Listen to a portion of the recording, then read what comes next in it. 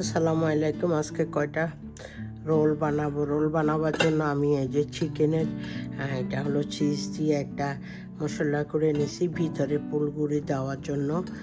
আর এখানে আমি এখন রোলটা বানাবার জন্য আস্তে আস্তে আমি সব কিছু দিতেছি। তা আমি এখানে একটু লবণ দিলাম আর একটু হালকা তেল দিব, কারণ তেলটা দিলে আপনার যখন উঠাইতে আর ঝামেলা হয় না। এরপরে এটার ভিতরে আমি একটু ময়দা দিব। আমি 2 কাপ পুরো লাগবে না, আমি 1.5 কাপ ময়দা দিব। 2 কাপে বেশি হয়ে যাবে। 2 কাপ না 2 বাটি, 1.5 বাটি দিলাম। আর হলো তাহলে এটারে আমি খুব ভালো করে এটারে মিক্স করে নিই।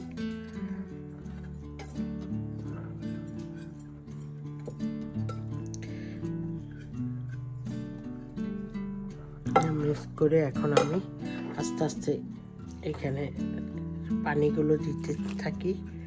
অল্প অল্প করে দিই, বেশি করে দিলে আবার এটা জমাট বেঁধে যাবে।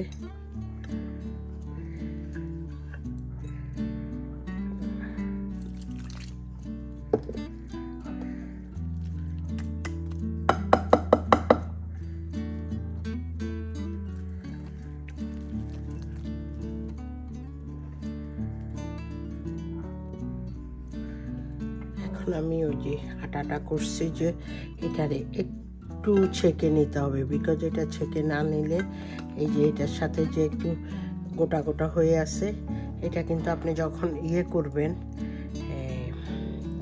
রুটিটা বানাবেন তখন কিন্তু এটা রুটিটা সুন্দর হবে না। দ্যাটস ওয়াই আমি এটারে কি করছি, একটু চেলে নেব।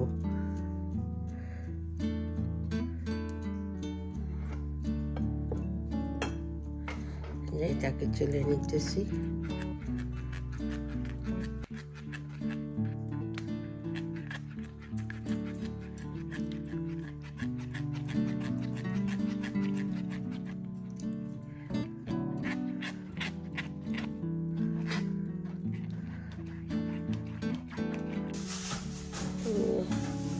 এই যে দেখেন, এটা কিন্তু আমার এখন হবে না 10-20টা হবে আল্লাহর রহমতে।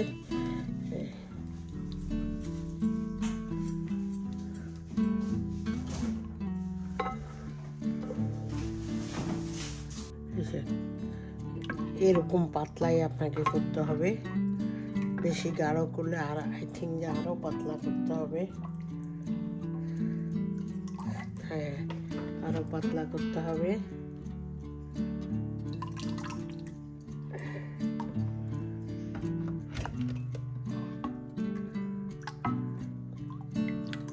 বেশি গাঢ়।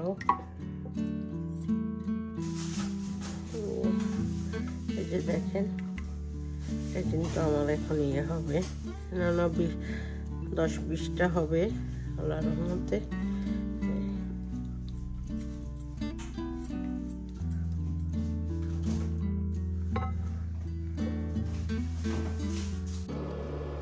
আমি একটু এখন তেল মাখাই দিলাম। তেলটা মাখাই দিলে সুন্দর হবে। চতুর্দিকে তেলটা দিতেছি।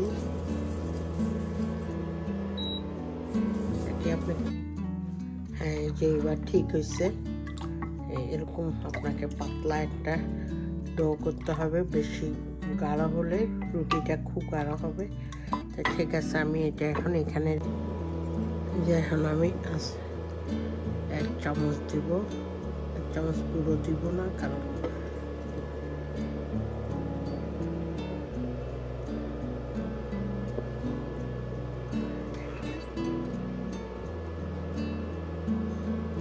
আস্তে আস্তে এইভাবে বানায় এভাবে করে আলাদা আলাদা রাখবেন, তাহলে নাহলে একটার সাথে একটা লাগে।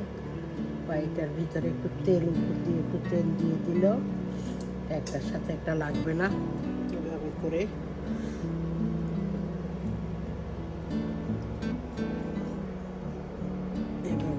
আপনি একটু তেল দিয়ে দিলেই হবে।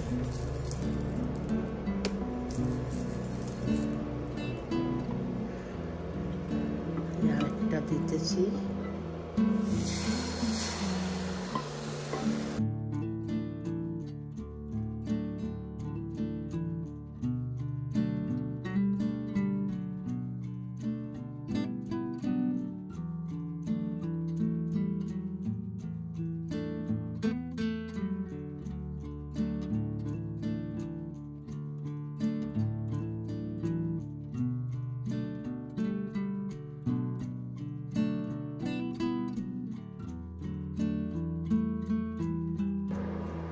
এই যে এখন আমি রোলটা বানানো শুরু করতেছি।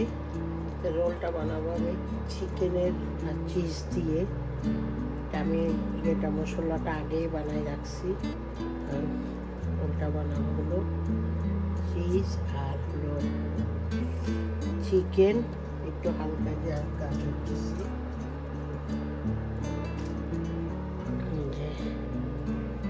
এখন আমার যেটা হবে এটাকে আমি এভাবে ভাজ করব, ঠিক আছে। ওই যে আমি আটা যেটা রাখছি এটার একটু রেখে দিছি, এখন এটার এইভাবে দিব, দিয়ে আমি এগুলোর এইভাবে করে